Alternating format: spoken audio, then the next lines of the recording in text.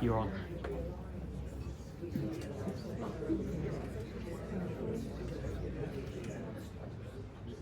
Right, hello everybody, welcome, thank you all for coming.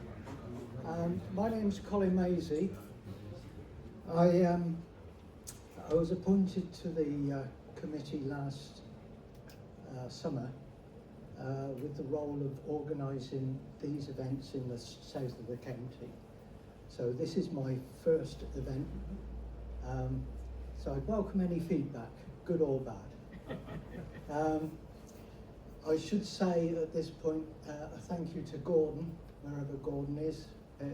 Thank you, Gordon. Essentially, I've taken over some of what Gordon did, and he did a marvellous job, and I'm not sure I'm going to fill his boots completely, but here we go.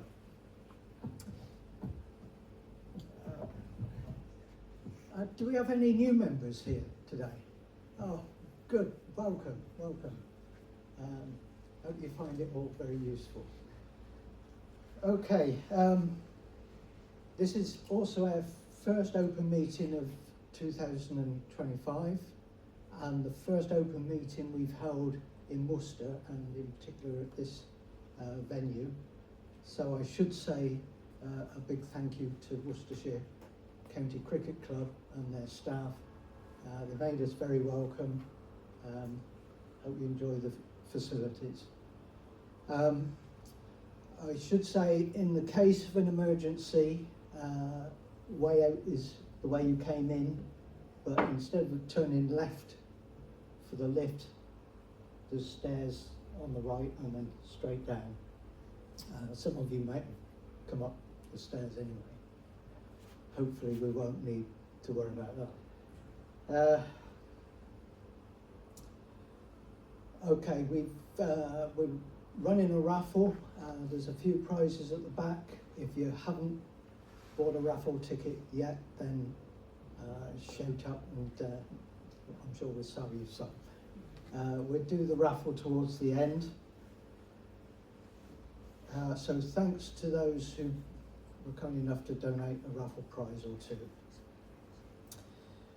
Okay. A couple of bits of news. You may have seen in the magazine that we had a PSA testing event in Redditch a couple of weeks ago. It was booked up very quickly. We had 240 spaces. They were all taken very quickly. At the end of the day, 228 men were actually tested. And of those, 4 were found to be in the red zone, 8 in the amber zone, and the rest were in the green zone. So those in the red and amber zone will have been advised to go see their GP for further tests and evaluation. Now, of those 12 that were in the red and amber, we would expect at least 3 of them to actually have prostate cancer. So it shows the value of PSA testing. The other thing I wanted to point out, on the back of the magazine there is a list of forthcoming events. The very last one at Malvern, a coffee and chat event, we've got the date wrong. So the date on the back of the magazine says the 22nd of May, I think, and it should be the 27th. It's a Tuesday. If you look at page 4, there's a little article about Malvern Coffee and Chat, and the date and time are correct on page 4. Okay, my last thanks are to guest speakers here from Worcestershire Oncology. They've kindly come along to talk to us about metastatic prostate cancer. I'll introduce those in due course, but before then I'd like to hand over to Alison, our new chair of the group, and she's going to give a short presentation. Thank you. Good evening, everybody. So my name's Alison Hanson, and I think Colin's just talked about big shoes to fill from taking over from Gordon. I feel like I've got enormous shoes to fill taking over from Mary, who was obviously involved in the charity right from its inception 25 years ago. So I will promise to do my very best to keep this great charity going. So I just want to just tell you a bit about me and kind of our story, because obviously I wouldn't be involved in this charity if it wasn't for my husband Paul, who's sitting over there, giving you a wave. This is us last year at Wimbledon. I guess in November 2022, Paul was diagnosed with prostate cancer. He had a very low PSA score, and so it came as an enormous shock to us when he was diagnosed. In February the following year, he had a radical prostatectomy, and then in October he had radiotherapy. And all through this, I guess, this period of time, particularly in the early days, I think the diagnosis, I guess, reflected our personalities. So I wanted to talk about it, and I wanted to find people to talk to it about. Paul became much more insular, really, and really didn't want to talk about it. So he would go off on long dog walks with the dog that we borrowed. He wrote a blog, and whereas I wanted to find people that were like me, going through the same kind of thing. And thankfully, the charity introduced me to somebody called Andrea Ferns, and she provided enormous emotional support to me going through this period. And at the point when we were talking, she said she wanted to be the best nurse for her husband as possible. And I thought, yes, actually, that's what I want to be. I'm not really well known for my nursing qualities, I have to say, but I wanted to do Paul's shaking his head. I wanted to do the best job that I could do. And then when Andrea and I were talking about this, we realised that actually other partners were probably in the same kind of position. And the charity did a great job, very much focusing on men and on their needs, but actually we saw that something else was needed, because often it's the partner that will actually encourage outside help. And so we set up the partner group together alongside Anne Fraser, who's here with us tonight, and we've been running that for the last 18 months or so. And then from that I joined the committee, and then as Mary stepped down in January, then I took over as chair. So just a bit about us. So we live in North Worcester. I was brought up in Lancashire. We've got 3 boys between us and 3 grandchildren. I was fortunate enough, I guess, to take early retirement when Paul was diagnosed, so I've not been working now for 18 months. And I guess, strangely, this has kind of filled an intellectual gap, I guess, as well as me receiving really great support from the group as well. I love playing tennis, and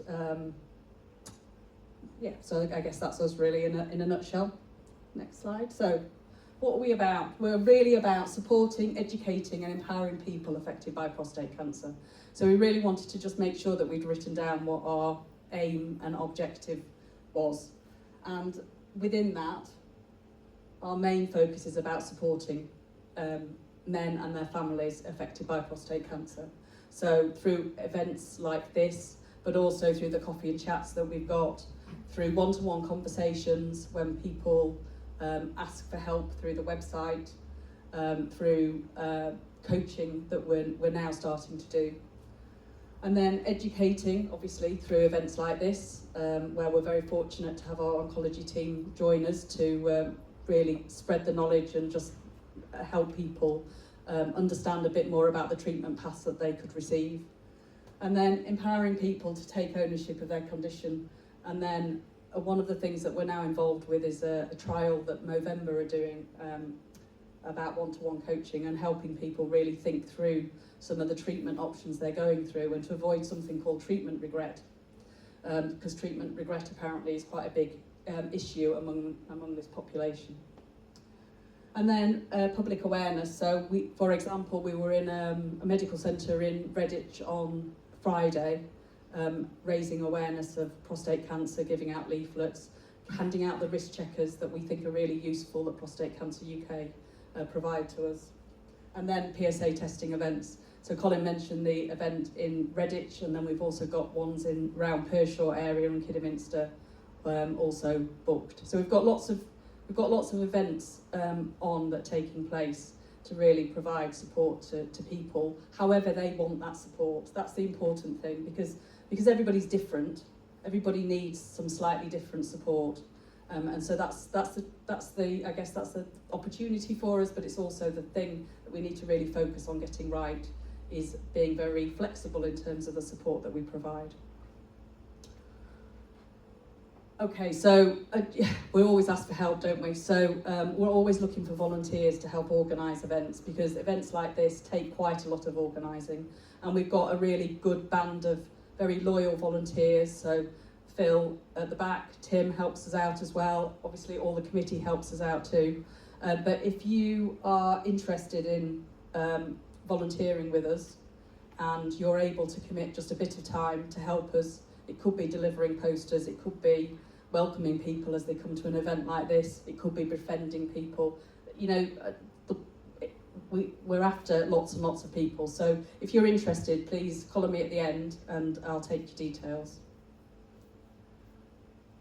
And then we've got some upcoming events. So we've got our coffee and chat next week in Redditch. We've got our partner meeting a week on Friday, and we've got another coffee and chat on the 10th of April in Bewdley. So we're trying to get around the county to make sure that we're covering off all of the areas, and you know, have a day out.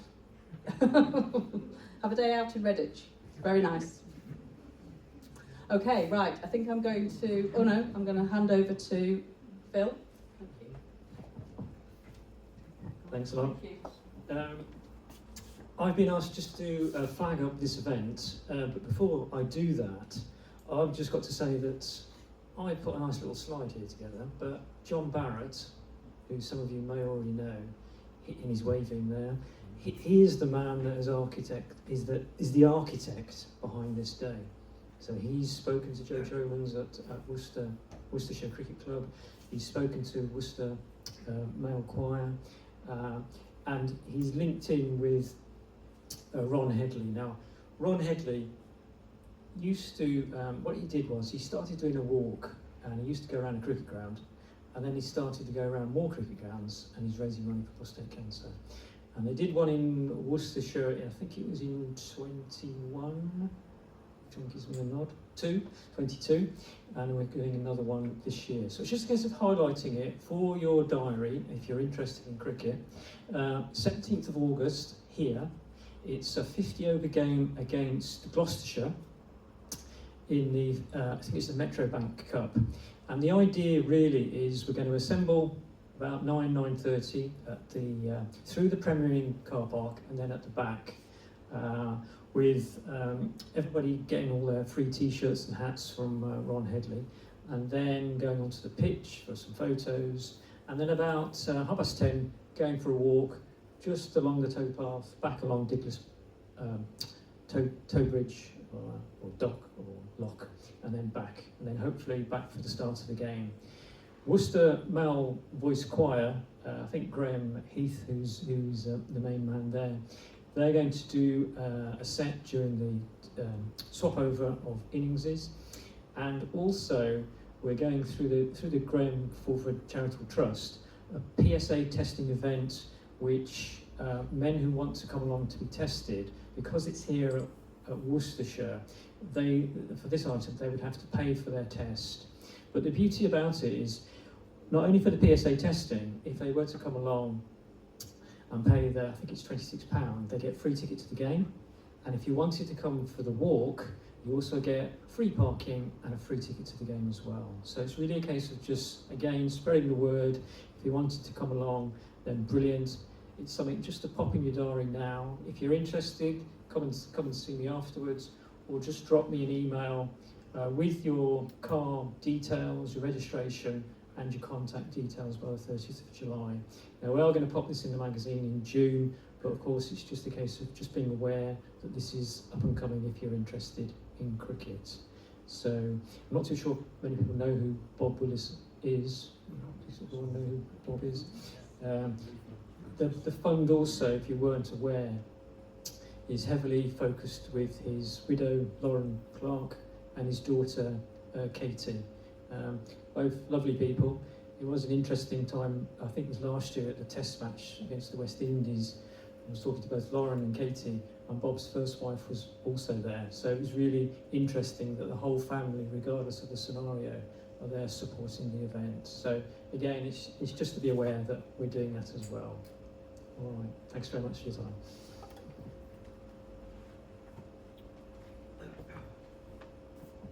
Thank you, Phil, and thank you, Alison. Right to the main event. Now, I've been with the Prostate Cancer Support Group for 2 years, a little over 2 years now, and I've either been to all the open meetings or seen the video of the open meeting. And in that time, I haven't seen anybody from oncology. So I thought it was about time we had some talented people come and talk to us from oncology. So I'm delighted to be able to introduce Doctors Chamadova and Dr. Gelton, who are going to talk to us about metastatic prostate cancer. Get your brains in gear because you're going to learn something. Okay, over to you guys. Thank you very much.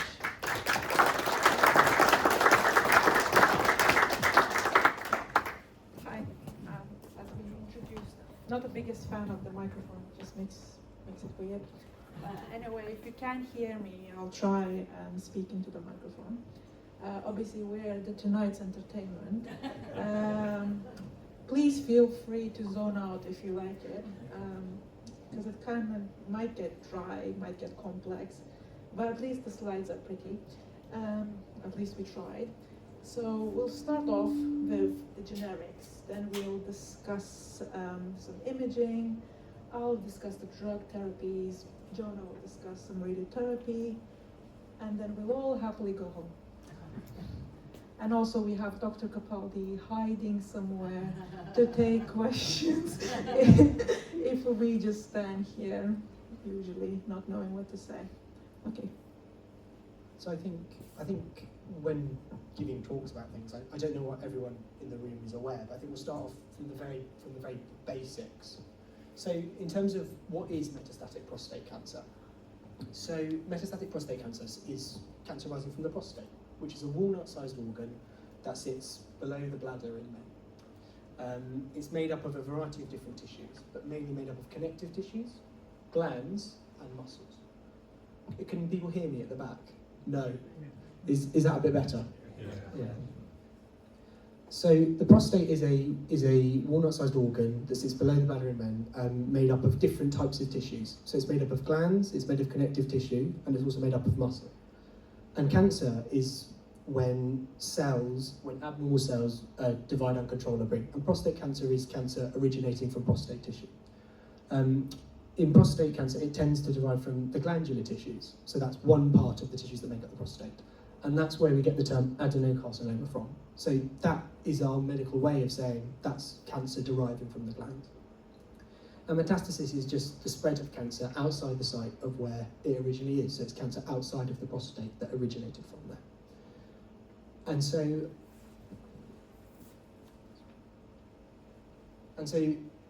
now that we've understood about where the prostate is, what kind of cancer it is, what tissue it comes from, and what the term metastasis means, is now worth describing where does cancer from the prostate metastasize to. And by far the most common place for prostate cancer to metastasize would be the bones. So you get secondary deposits of prostate cancer outside the prostate in the bones, and that's 80 to 90% of all prostate cancer metastasis goes to the bone.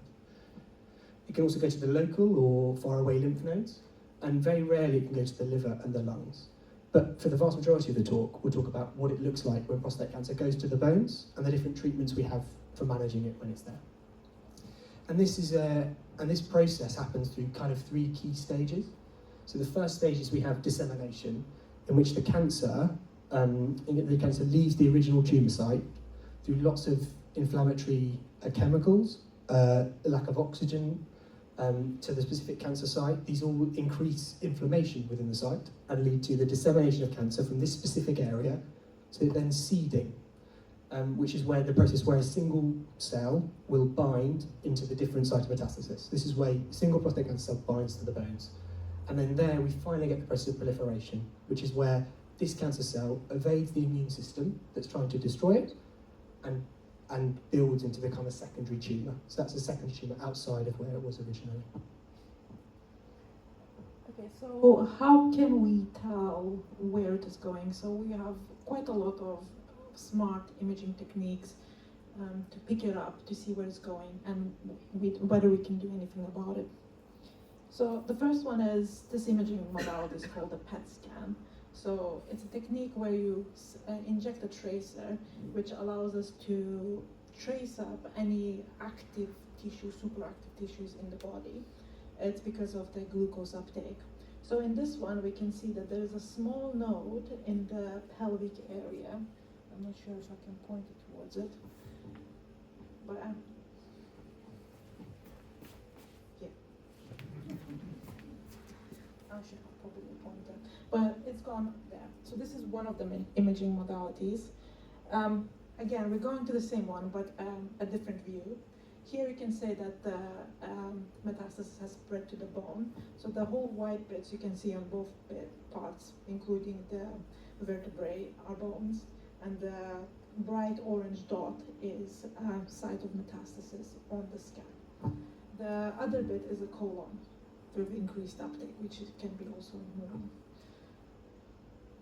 So this is an MRI scan. We use MRI to look for cord compressions or any soft tissue injuries. And this spine has gone through some stuff, especially in the upper part when there is some metastatic compression, which could result of different kind of symptoms such as urinary frequency, loss of sensation in the lower legs and so on, which is obviously a medical emergency that Jonah will touch upon later. You can appreciate the abnormality being more on the upper part of this the spine than the lower. And the last bit of imaging we can do is a bone scan, which is basically in its name. So we'll be injecting again a tracer, which will allow to detect increased activity in the bones. This is from the prostate cancer. Some of it is usually normal, so in the main chest bones, the sternum, is usually increased, which is fine. Some of the iliac ones is also fine, but we can see that there's quite a lot of hot spots, as we say, on the ribs, which is obviously a cancer that has spread. So those are some of the imaging we can use. Could you please hold the microphone for us? We can't hear at the back and we're listening to good news. Apologies. How about now? Thank you. That's better. Great. So apologies, you haven't heard any of that bit. I'll try and make this bit heard. So I'll be discussing the drug treatments bit, and Jonah will touch upon radiotherapy. So these are the two treatment modalities we can use to address metastatic prostate cancer. So in terms of what we can do in terms of medical management, the standard is hormone therapy, so taking away the testosterone that drives the cancer. And then there is chemotherapy as well, and some more smart new drugs that are coming in. And the way we decide which way to go is dependent on the cancer itself, whether it's responding to the hormones or it's not, which is the key bit, which will help us decide which modality we'll be using. And obviously, prostate cancer is one of those cancers that constantly develops in terms of treatment-wise. So new things are coming up, not only in diagnosis, not only in treatment. There's quite a few exciting things coming through. Right, so the key one is the hormone-sensitive one, which is 80 to 90% of all the metastatic cancers. So that's a good news. There's few things we can do. So these are some abbreviations which I'm sure will go out from the brain very quickly, but I'll try and keep it very simple and straightforward. And you might have heard of these things before because they're standard therapy not only in some of the metastatic cancer as well. So we'll go one by one basically. The key and the standard a few decades ago was always an androgen deprivation therapy, which is simply put a hormone deprivation therapy. So prostate cancer is driven, the fuel is the testosterone. So the key for us is to take it away. And the way we can do is use drugs that target different parts of the system, producing or reducing the testosterone. So that's all those very fancy agonists, antagonists mean. So it's all in return of reducing and lowering down the testosterone levels. At this point, it's very rarely used as a single agent, and it's more kept as a kind of last resort in more of a elderly and frail patients, because at the moment we are thinking of combination therapies. There's more things we can put together to help out and to address the disease severity. So I mentioned combination, so what are we combining? So again, we're going with hormone treatment, so taking away the testosterone, and we're adding a chemotherapy agent as well, so which is basically killing the cells. So adding both of these two together have shown in many trials more of an increased survival benefit. So we're leaning towards times where we use chemotherapy and hormone therapy. Both of them have different regimes in terms of how we're giving it. So as I'm sure most of you know, that the hormone therapy is given through injections, either every 4 weeks or 12 weeks, depending on the agent you're receiving, and then chemotherapy is given in cycles. So docetaxel usually given like in 6 cycles and 1 cycle every 3 weeks. This is the bit where it gets complicated and I'm losing you, so I'll come back. So moving from the combination therapy, we have, again, standard hormone therapy and this new smart drug I was talking about. So this new one, which is the androgen receptor signaling inhibitor, which is a fancy name of saying it blocks the androgen receptors, which is the testosterone receptors, from it being produced. So those are the new ones, and they're helping basically to overcome the resistance, which gradually always kind of develops when you're on hormone treatment. So the combination of these two have also yielded very good results. And in most of the cases, we tend to add prednisolone, a steroid, which will tone down the inflammation. But obviously, we tend to avoid that in like active infection or anything, something like that. Okay, and then the last one is triple therapy. So we keep adding things at this point. So we're doing the hormone therapy, the new smart agent I've been discussing, and chemotherapy. So we're really going full force here. The recent trials came up and said that this is the best we can offer at the moment in terms of medical treatment, and if the person is really fit and can undergo the treatment. And this is very true in people who have a severe metastatic disease, so which has spread to multiple points. So that's basically the hormone treatment and the chemotherapy we can offer to the hormone-sensitive prostate cancer, which is hormone responsive. There is that 10% that will become resistant or won't respond to taking away the testosterone.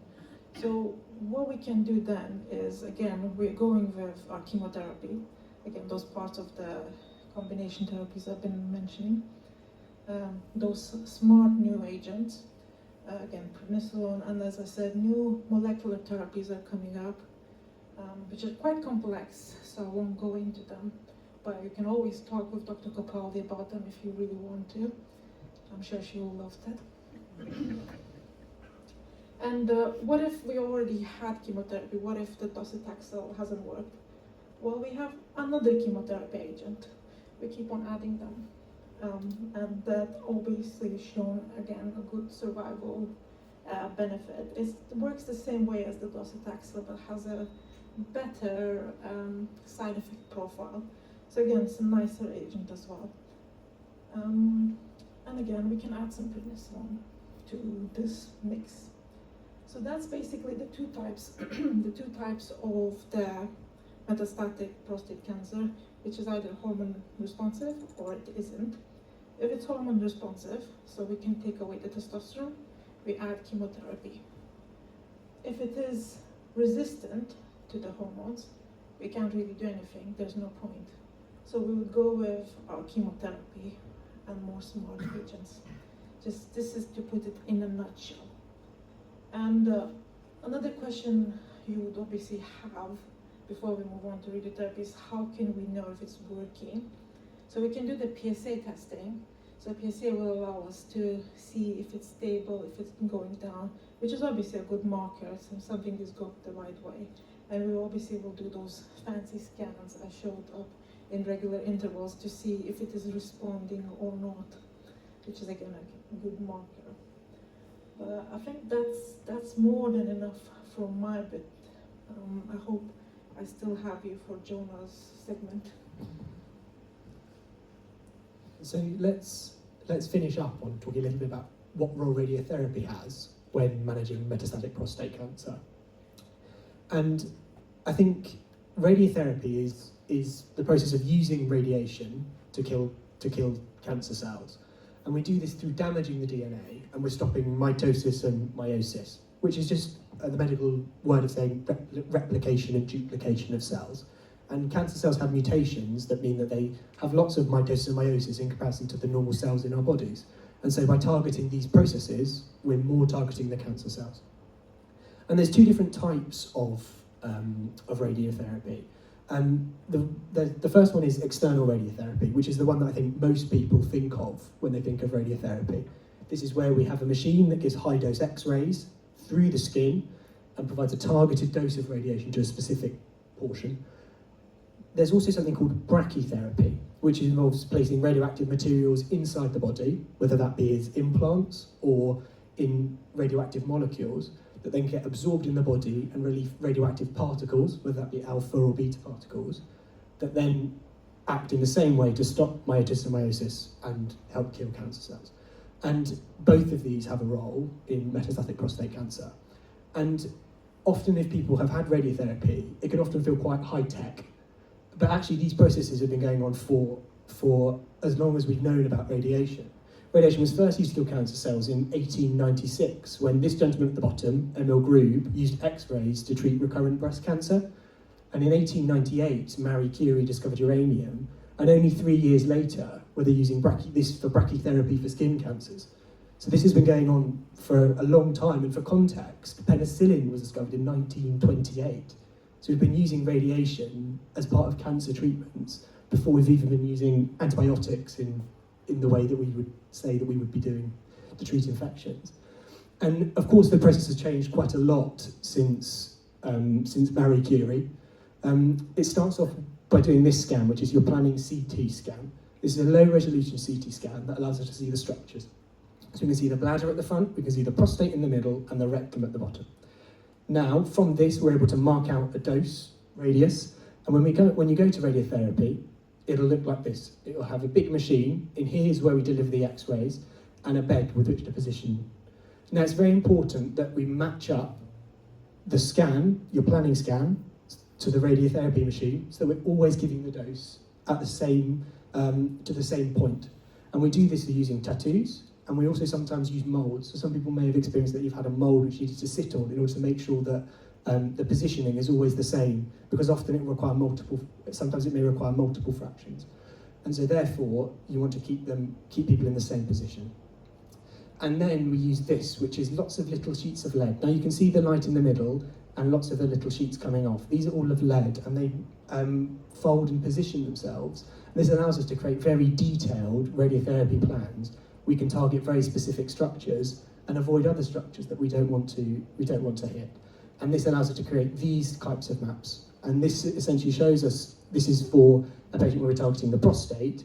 You can see we've targeted the prostate, avoiding the rectum, and only getting a little bit of the bladder in front. And so this allows us to create very detailed radiotherapy plans and very targeted. Now, the use of radiotherapy in metastatic prostate cancer is slightly different from someone who doesn't have metastasis. And in metastatic cancer, it's predominantly used as a symptomatic treatment. Now, the dose depends on where we try to get the radiotherapy and also what we're trying to treat.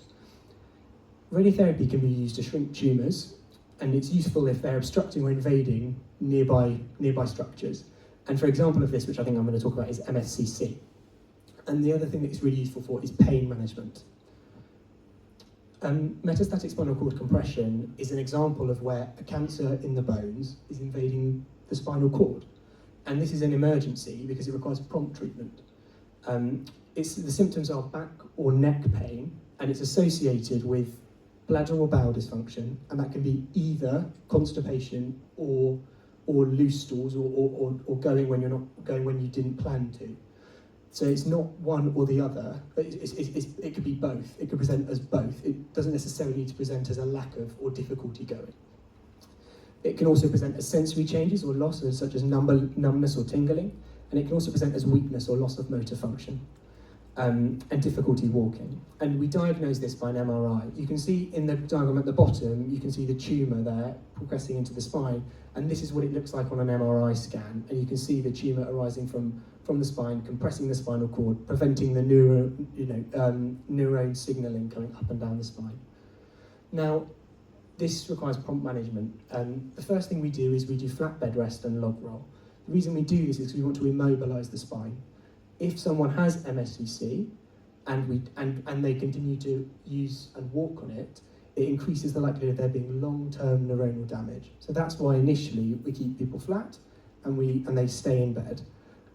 We also give them high-dose steroids. The reason why is because cancer can often produce lots of fluid and swelling, and so if we give lots of steroids, we're helping decrease that edema, and therefore again offloading the pressure on the spine. And in terms of definitive treatments, there's two options. The first is surgery. However, this often isn't an option because it requires healthy bone to be above and below. So if people have lots of different metastatic sites, there may not be enough healthy bone above or below in order to have surgery. And this then means that we then can go on to radiotherapy. Now, as you can see here, you can see a radiotherapy plan for someone with metastatic spinal cord compression. It's coming from the back and it's targeting the spinal column. Now, in doing this, we're shrinking the tumour, but also helping manage the pain. So there's two different ways of working. And this leads us quite nicely onto managing pain, because actually we can give radiotherapy to the spine, even if there's not metastatic spinal cord compression. It's part of a toolbox alongside other medications, such as opiates, paracetamol, and non-steroidal anti-inflammatory medications. But the benefit of radiotherapy is you can use it in conjunction with these other pain reliefs, with the aim of preserving mobility and quality of life, because often lots of these other medications have side effects, particularly when you go up on high doses.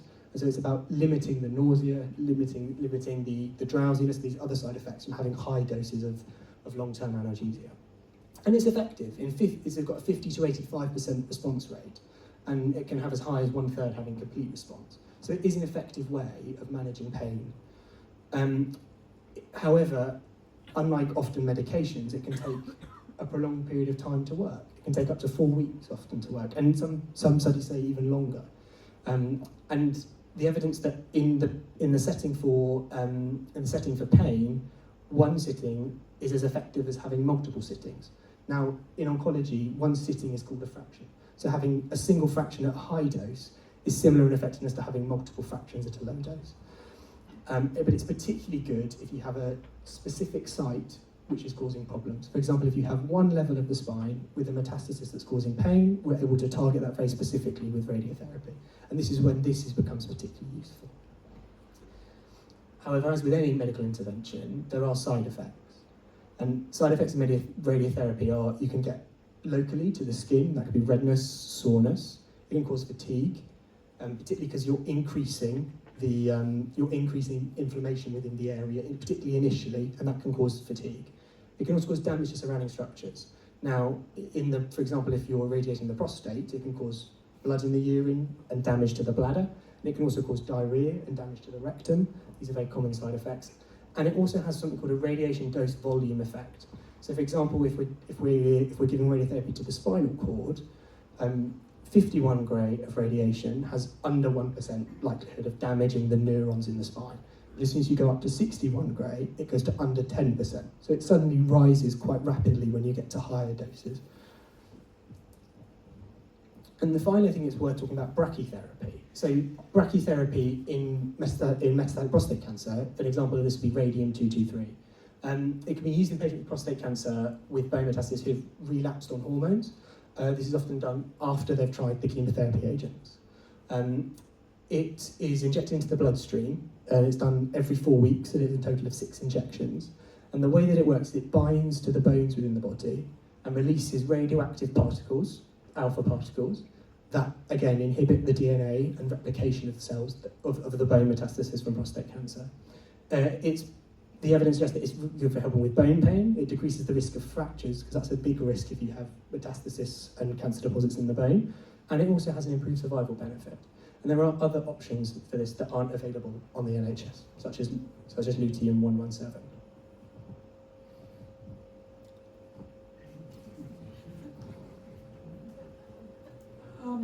I believe we exhausted the amount of information we can give you in, half an hour or so?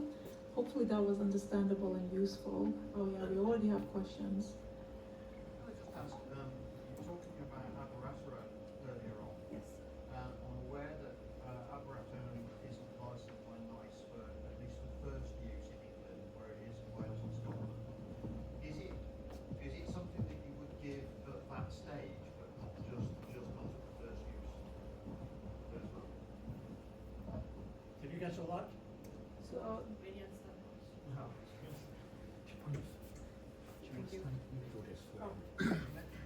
No. You mentioned the use of abiraterone, but I'm aware that abiraterone isn't licensed by NICE in England, where it is in Wales and Scotland.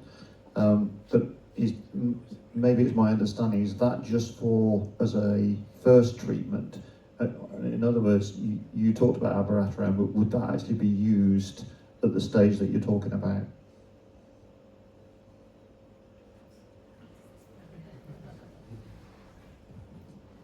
Does this work? Yeah.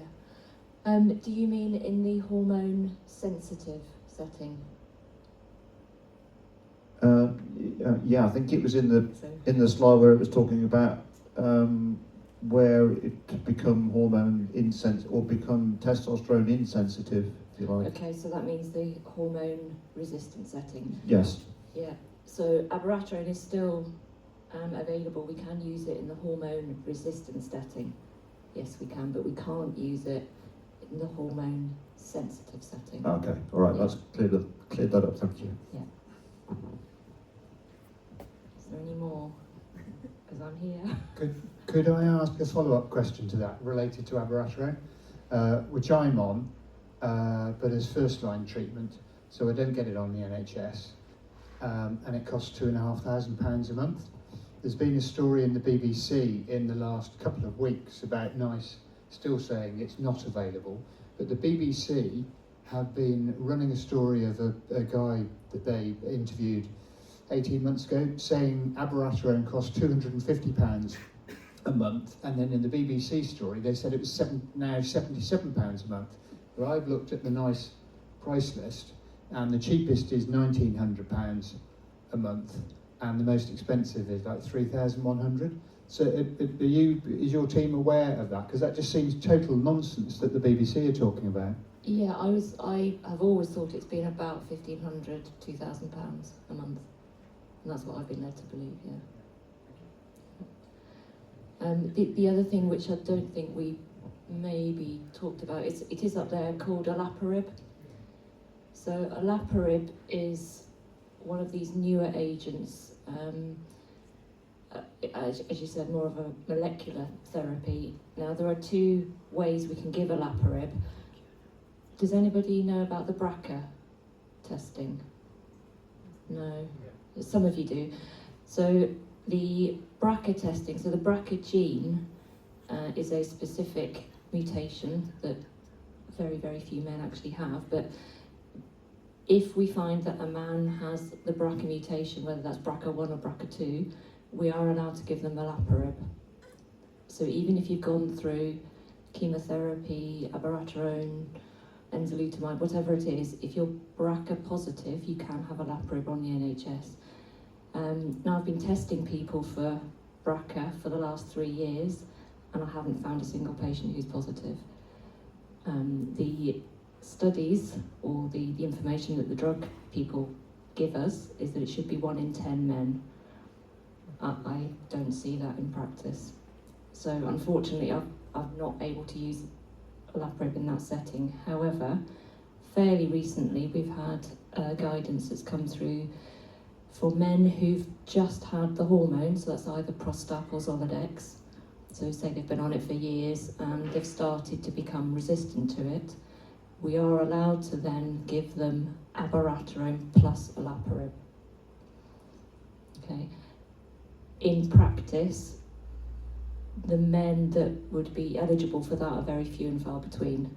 There aren't that many men that have gone down that pathway at the moment. I have got a few men on it. There's a question over here. Yeah, not about abiraterone, as you're probably sick to death of those in the press. It's about chemotherapy. How many, not cycles, how many times can you have chemotherapy? Is it about how you can tolerate it, or Yeah, so if you're talking about the hormone sensitive setting, so that's when you've just started your hormone jabs, the routine practice or standard practice is to give 6 cycles of chemo. So it's 6 cycles of something called docetaxel, which is up there. And that's once every 3 weeks. And that's the end of that session of chemotherapy, if you like. If you've been on hormones and you've had maybe abiraterone for a number of years, and then we want to give chemotherapy, we want to switch you to chemo, then we're allowed to give up to 10 cycles. In practice, not that many men get to 10 cycles because they've had enough. Basically, you just get quite knackered and quite fed up with it all. So there are some men who will get to maybe 8 cycles of treatment, and then we've stopped because of side effects with whatever it is. So in answer to your question, 6 minimum, 10 is maximum.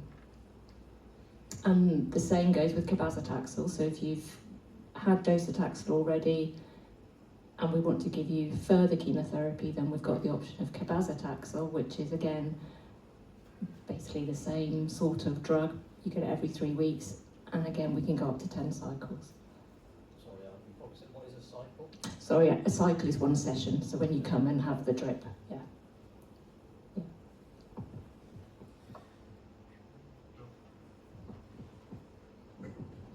Can I change the subject a bit? You haven't mentioned radical prostatectomy in your talk today, but I did have a question about that.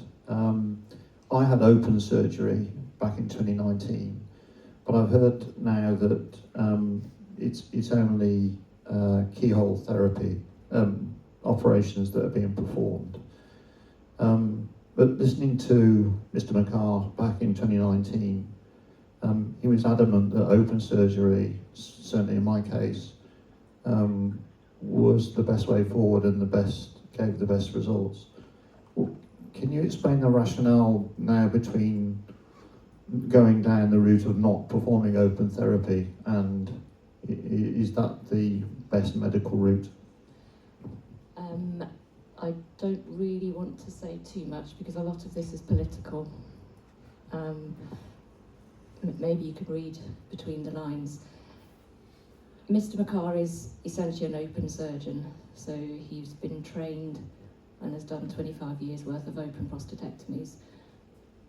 The guidance that's coming through nationally suggests that 95+% of all prostatectomies should be done robotically, and that's a government-driven stance. There are some, I don't know what the word is,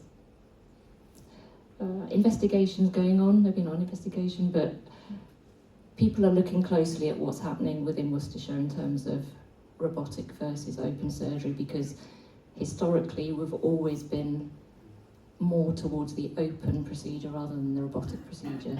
So in a way, Worcester has always been a bit of an outlier nationally.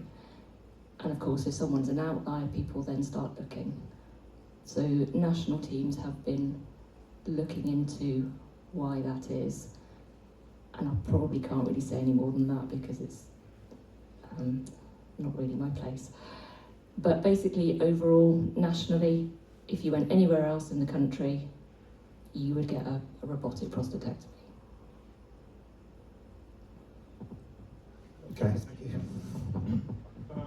If you've had a radical prostatectomy and you are unfortunate enough for the cancer to return, are all these treatments still available, or are there some that are just not practical or can't be done?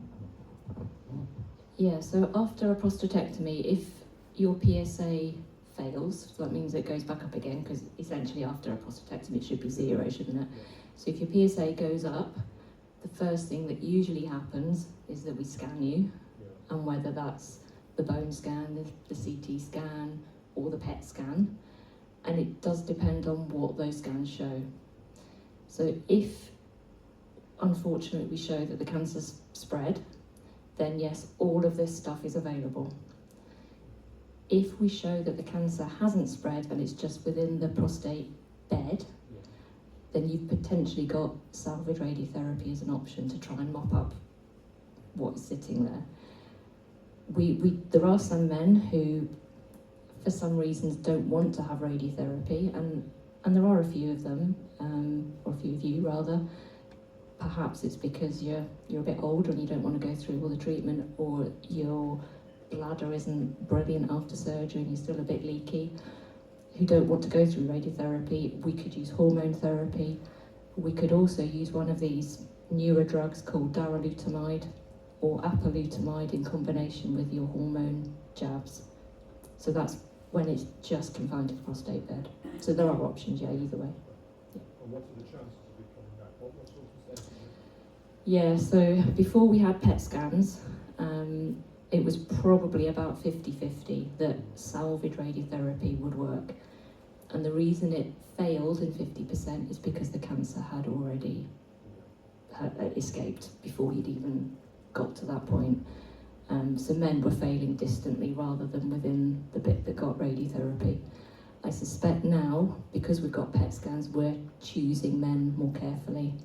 So I suspect the success rate as time goes by of salvage radiotherapy will improve because we're sifting out the men who shouldn't have been treated in the first place. Yeah. Can I ask what point is considered the prostate has come back, or the cancer's come back in PSA? Because it was always up to 1 decimal point, less than 0.1.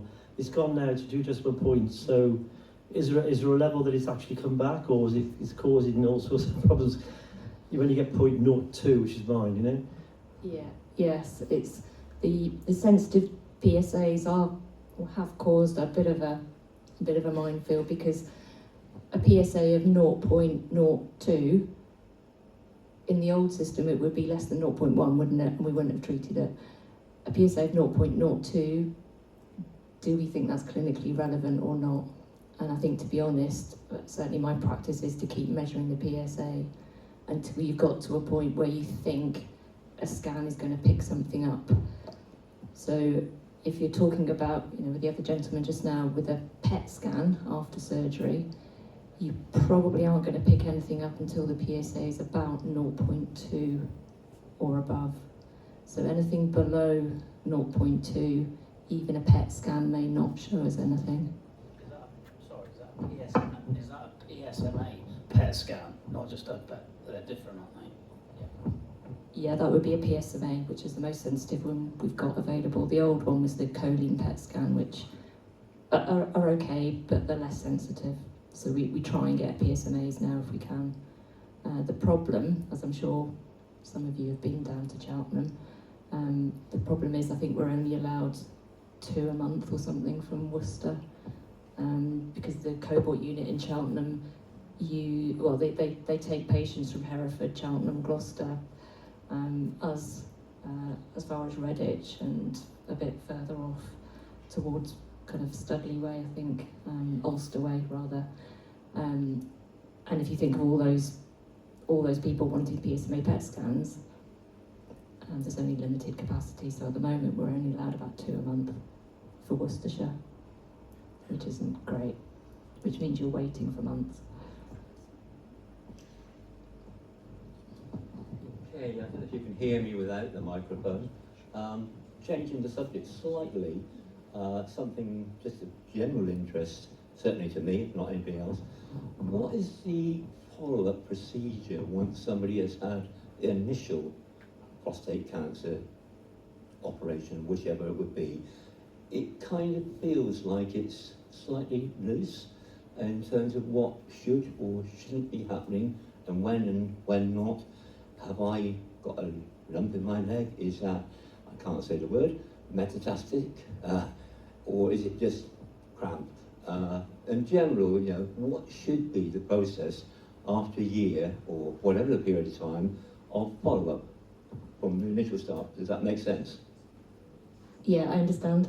Good, thank you. I'm not a surgeon, that's the only caveat, so I don't operate on people, and I don't follow people up who've had a prostatectomy unless they come to me. But I would imagine it should be the same as when I give someone radiotherapy, so I would normally check their PSA between 3 and 6 monthly after either radiotherapy or surgery.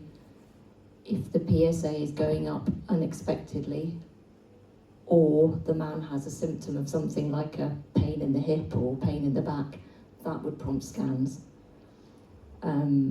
I can't really speak for urology, I'm afraid. I'm not the same department. But yeah. I think, to be honest, as long as you're all here because you're interested. I think as long as you keep an eye on your PSA. I'm not talking just about me, but in general, you know. So I just felt it's going through the process is something that doesn't seem to be naturally spelled out. Right. Okay. And maybe other people.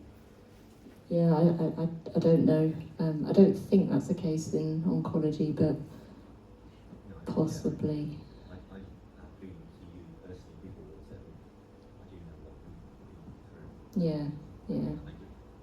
But yeah, so men who've had radical treatment, you should be having your PSA probably 6 monthly, at least for the first few years after whatever the radical treatment that was. Men with metastatic disease generally are having PSAs every 3 months, or even more frequent than that if you're on treatment.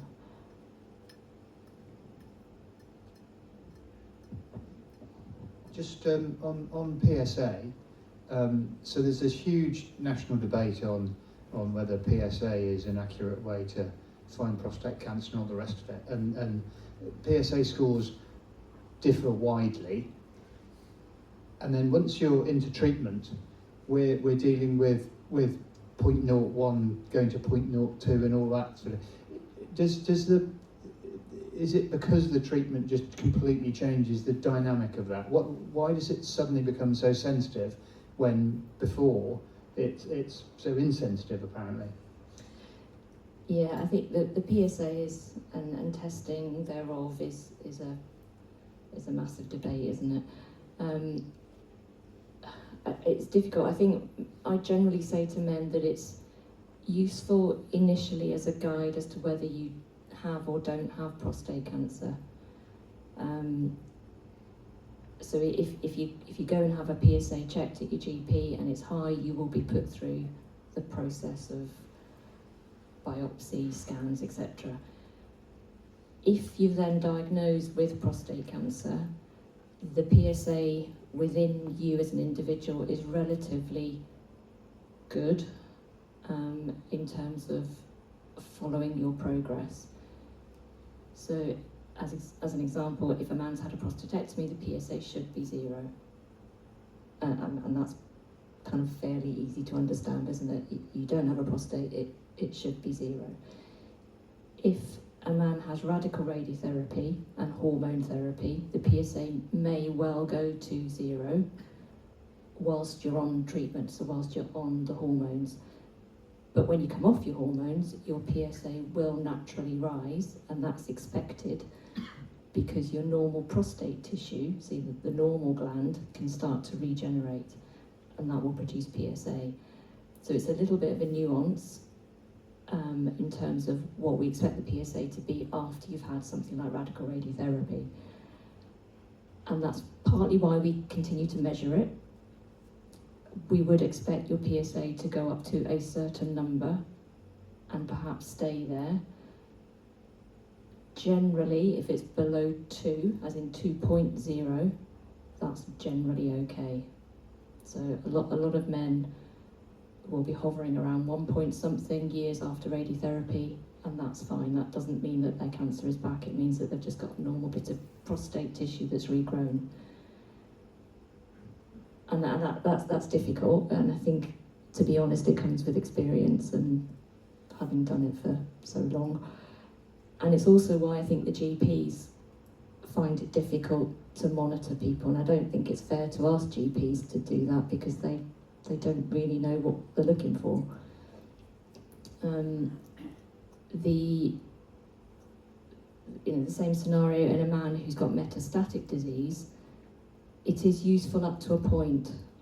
So sometimes when we start treatment, if say a man starts his hormones and then he starts chemotherapy and he has enzalutamide or something as well, his PSA possibly will go down to very, very low numbers, 0 point something or 0.0 something. If that man's PSA then starts to increase and he becomes symptomatic, so he becomes less well, then often that is a sign that the cancer's becoming active again and growing. And that's when we tend to move forward with scans and adding in more treatments. Looking at the very, I don't want to say end stage, but once a man has got to the point where he's gone through quite a lot of treatment, the PSA probably isn't that useful. So there are some men that I still continue to see and treat. There are some men who I know have gone down to the Marsden and are on clinical trials at the Marsden. In those men, certainly I know the Marsden are not interested in the PSA. They're more interested in what the scans show for them and what the man is like in himself. So is he still well and functioning? Can he still do what he needs to do? Is he pain controlled, etc.? That's far more important at that point than what the PSA is. So it is different for every man, and that's just the way it is. And I don't think it's a better test that we've got at the moment.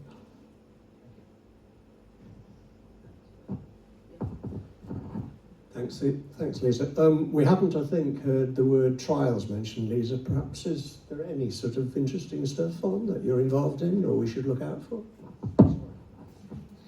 We don't have any metastatic trials at Worcester. It's partly because we're quite a small unit anyway, and there's been a bit of a historical problem with trials generally at Worcester. So for chemotherapy trials, we don't have any at Worcester. I tend to send my men down to the Marsden, and I'm sure, I don't know if there's anyone here, but you probably know of people. The trials that they do in the Marsden, just to point out, are early phase trials. So these are phase 2 or phase 1 trials. So these are testing drugs that we don't know if they work or not. So in general, when men go down to the Marsden, it's because they've exhausted what I can give them here. And the Marsden generally won't take those men on anyway until they've exhausted what I can give them here, because they know that the drugs that they're giving are not proven. So it is very early stage trials that they're doing. There's nothing else locally. There isn't anything in Birmingham, I don't think. Radiotherapy trials, we have been involved fairly recently, certainly over the last 2 to 3 years with SABRE. So we haven't talked about SABRE as radiotherapy, but we have been part of the PACE trials. I don't know if anybody's here that's been on the trial. So this is a different way of giving radiotherapy. So rather than go through 4 weeks or 7 weeks of radiotherapy, we can try and do it all in 5 days. And for some men, that's probably going to be the way we go within the next sort of year. So for intermediate risk men, that'll be the way we go. What about proton therapy? There's only 2 centres within the United Kingdom that has. That's UCL in London and of course Manchester. Do you refer anybody to for proton, or are you avoiding that at the moment, like brachytherapy, which is only done in Oxford?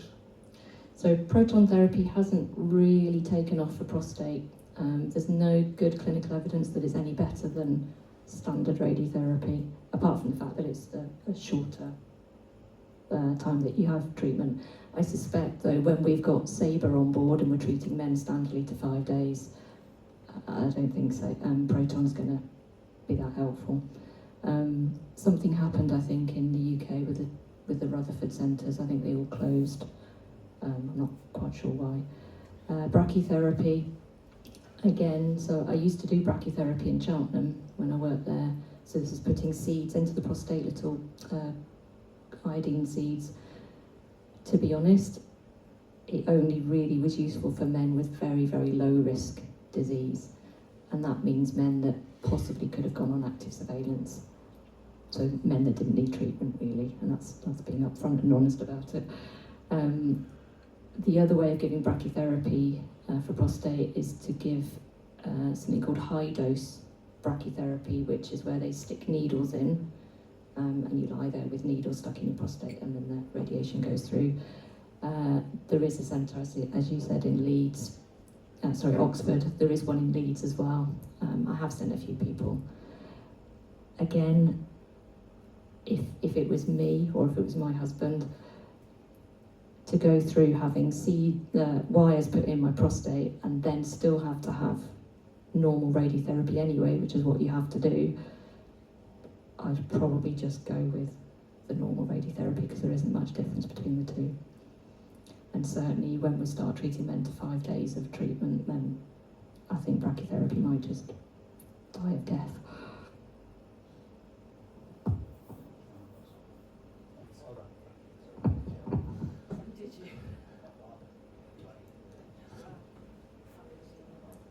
Can I just ask, do you think prostate cancer is getting more common, or are we just better at spotting it? Yeah, I don't know that. I certainly feel busier. Yeah, I can't get rid of you. I suspect more cases are being diagnosed, yes, and I think that's probably because of what's going on in the press. Chris Hoy's another one, isn't it, that's come out. And I think GPs are possibly more aware, men are generally more aware. What I have noticed, I think, is that I'm seeing a lot more younger men with bad disease, and I don't know why that is, to be honest.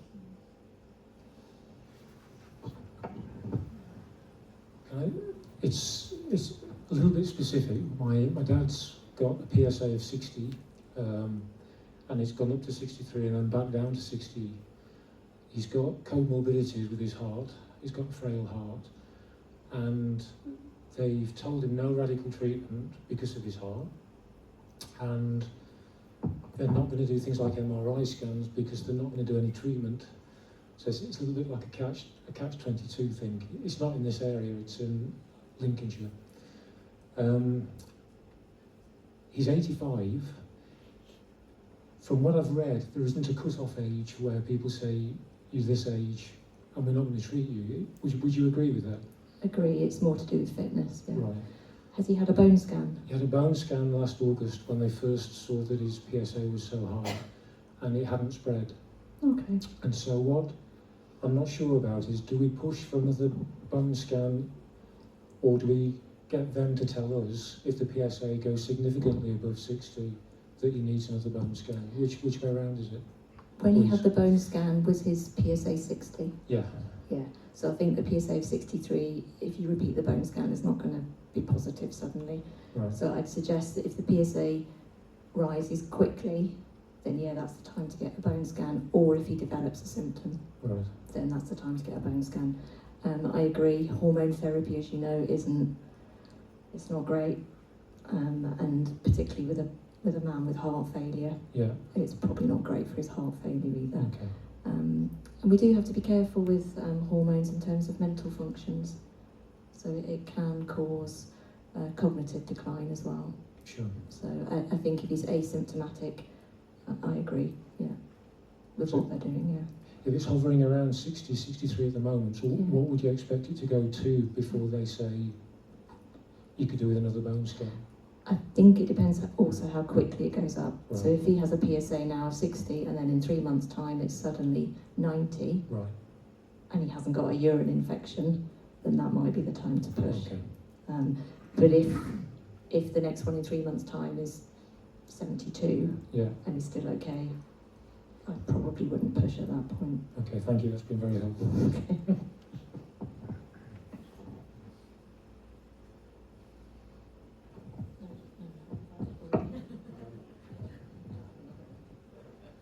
Okay, any more questions?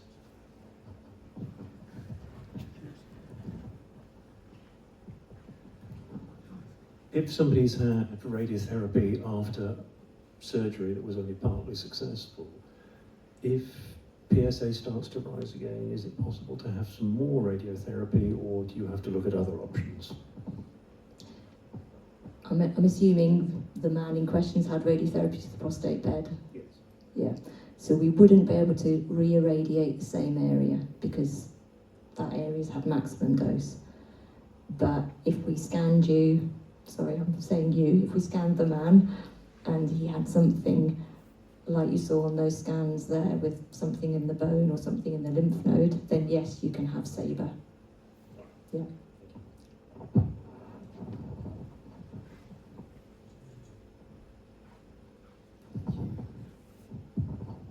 Okay, we seem to be coming to the end of questions. There's a couple of things I'd like to say on the questions. Firstly, relating to Gordon's question about clinical trials. At our meeting in Pershall on the 11th of September, our guest speaker is a guy called Eddie Blair, Dr. Eddie Blair, although he's a PhD rather than medical doctor. He's a very good friend of mine. He has advanced prostate cancer, diagnosed on the same time as me actually, so summer of 22. He's currently on a clinical trial whereby he's getting regular 3 weekly but low doses of chemotherapy, and he's been on that for months. So he's going to come along and present his case to us. So if that's of interest, then please come along. Invite goes to you as well, Lisa, if you'd like to listen to Eddie.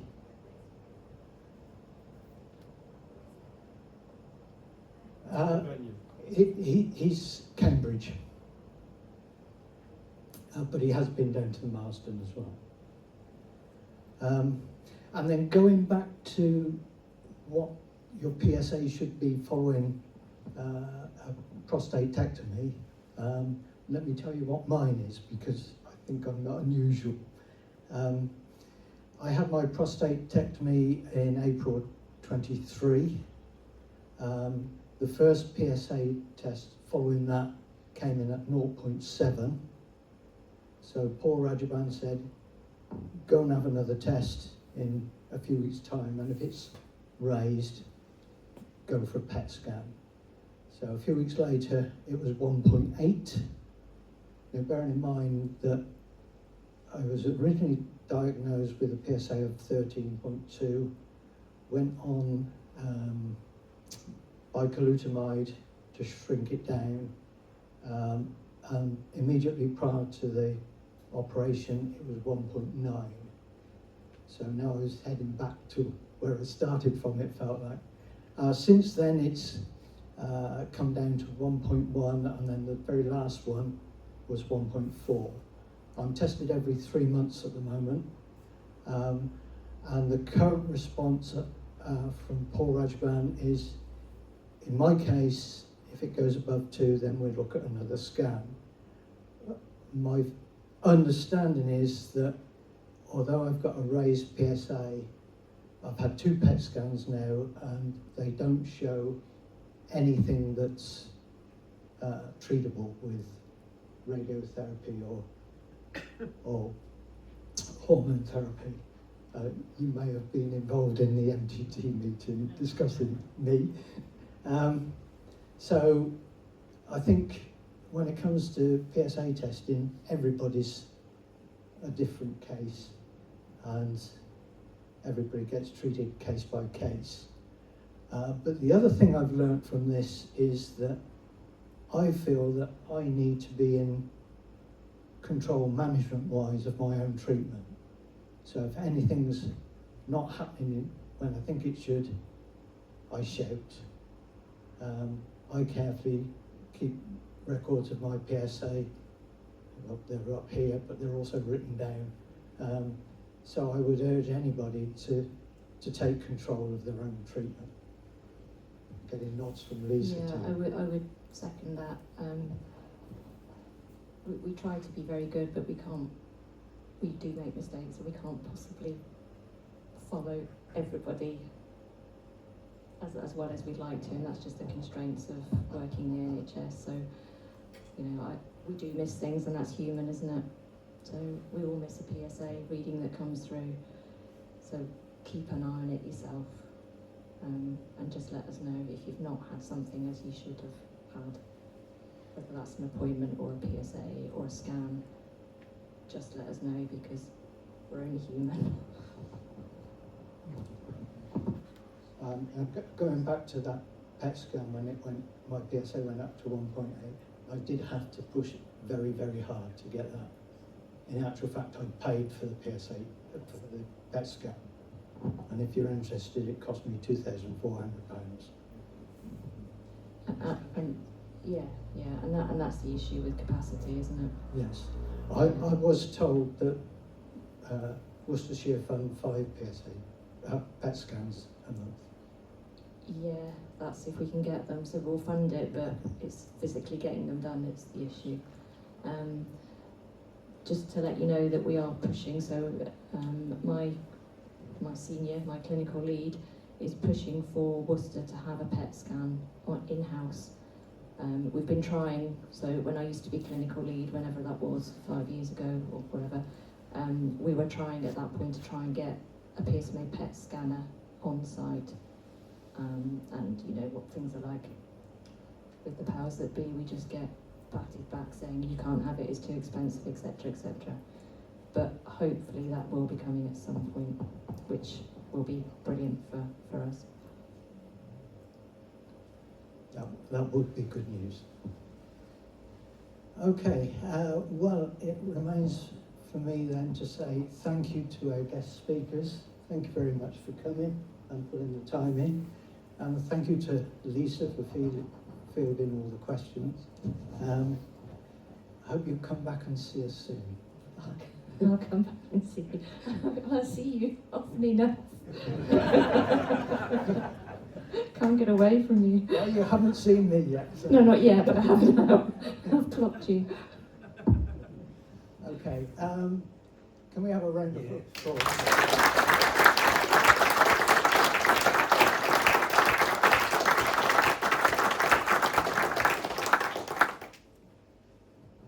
Okay, so on to the raffle.